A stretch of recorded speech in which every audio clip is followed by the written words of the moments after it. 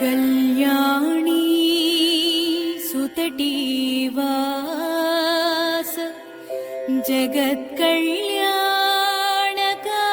जगत्कल्याणकारक भक्तानां दर्शनार्थाय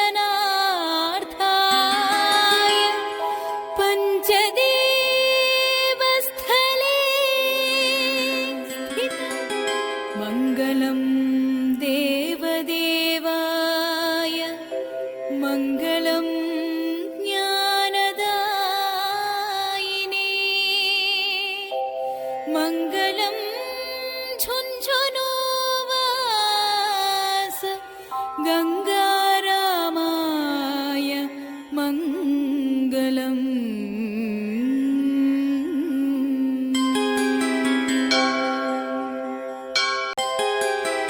कल्याणी सुतटीवास